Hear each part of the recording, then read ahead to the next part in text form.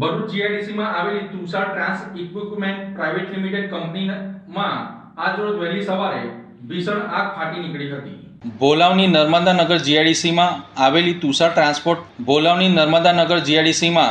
Tushar trans equipment private limited unit 2 નામની company આવેલી છે, જેમાં આજે વહેલી સવારે કોઈ કારણોસર આગની ઘટના બનતા આગના કાળા ભમ્મર ધુમાડાના ગોટેગોટા દૂર દૂર સુધી નજરે પડ્યા હતા.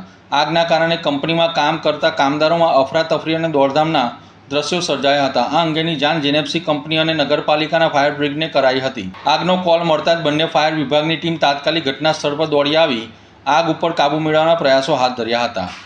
આગની ઘટનાની જાણ થતાં કંપનીના સંચાલકો તથા કામદારો ઘટના સ્થળ પર દોડી આવ્યા હતા. આગ કઈ રીતે લાગી તે હજી સુધી જાણી શકાયું નથી. જો કે આગમાં કોઈ જાનહાનિ ન નોંધાતા લોકોએ રાહતનો શ્વાસ લીધો હતો.